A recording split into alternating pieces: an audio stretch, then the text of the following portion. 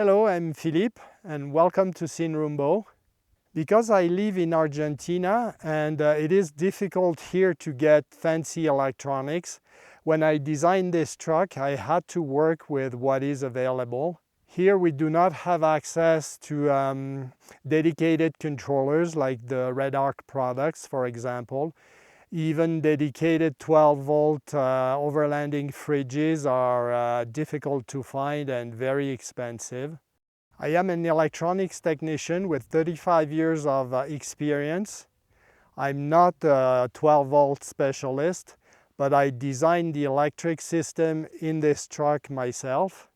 In this video, I will show you how I met my design requirements with basic components.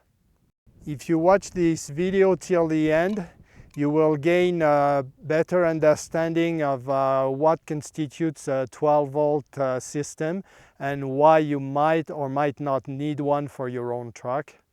Because my system doesn't use any magic black box, it's easier to understand how the system is built and how it works. Even if you live in a country where you can purchase a controller like the Red Arc Manager 30, for example, and you might hire someone to do the electric installation for you. By the end of this video, you will have a good understanding of what constitutes a 12-volt system, as I said, and you will be better able to communicate with your installer, understand your own needs, and how to make sure that they are met. I will keep this video on a general level that most of you should be able to follow and understand. Don't be afraid to pause the video because I will show some basic schematic diagrams. So again, don't be afraid to pause and take notes as you follow along. The first question, of course, is whether you need a 12-volt electric system in your camper. If you only go for weekend trips with a cooler and you have basic needs, then your vehicle is probably good to go as is. But if you will be traveling to more remote areas for several days, you will most likely want to have a fridge. You might also want to be able to use your laptop computer, charge camera batteries, charge your laptop, and use some small appliances. Then you cannot run these items from your truck battery. In a few hours you will discharge it and you won't be able to start your truck. The solution is an additional battery, a second battery, called a home battery. It will be of a deep cycle type, which means it is meant to be discharged and recharged often, unlike your engine battery. There are different technologies available. I have a separate video on how to choose a camper battery linked in the description below. If you run a 12-volt fridge, it will hook up to this battery. If, like me though, you choose a standard house type fridge, then it will run off either 110 volts or 220 volts or whatever is the voltage in your country. In that case, an inverter will need to be installed between the home battery and the fridge. This inverter will also be able to run a laptop computer, small appliances, etc. We'll come back to the inverter later. We still have the problem of the battery discharging in a few hours, but now it doesn't prevent the truck from starting. The easiest way to recharge the home battery is to use the truck alternator and the electric system. Now here we encounter two situations. If your vehicle is older than the early 2000s, it might still have a conventional alternator.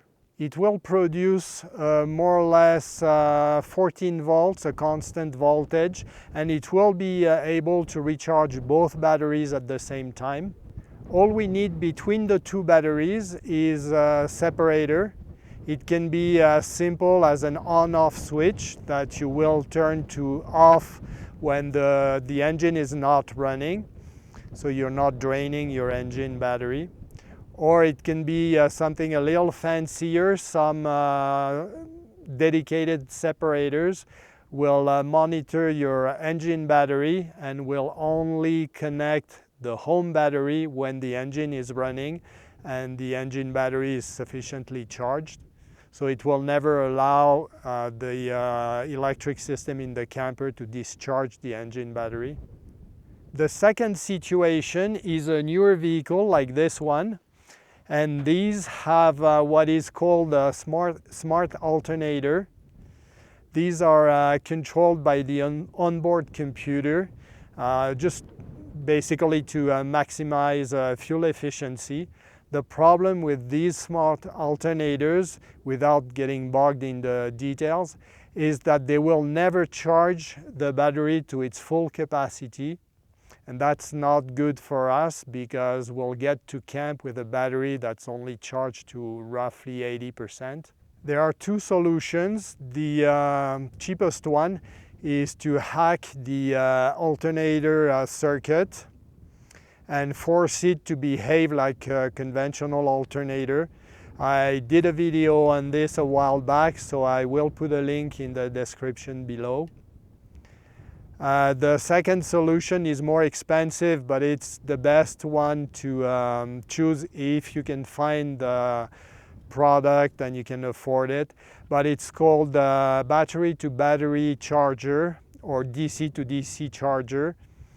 And it is a unit that fits between the engine battery and your home battery, and it has its own smart circuitry that will basically boost whatever the voltage is produced by the alternator and bring it up to close to 15 volts, and it will always charge your home battery to the max no matter the driving conditions. These electronic units do not require a separate separator or switch. I use a product made by Sterling Power in England, but it's available in North America. Now, what happens if you stay put for a few days and don't move your truck? The home battery will still discharge after a few hours and will need recharging. You could start your engine and run it long enough to recharge the battery. I used to do that 2, sometimes 3 times a day. It's really not convenient. A better solution is solar. Nowadays, a solar panel installation is not that expensive. All you need is a solar panel and a solar charge controller, and that solves the problem. You could have either a flexible panel that you spread on the hood or on the ground, or a rigid panel mounted to the roof of the camper like I have myself. And then you know that when you park, even in a city or somewhere, for a few hours, your battery will always be recharged by the sun.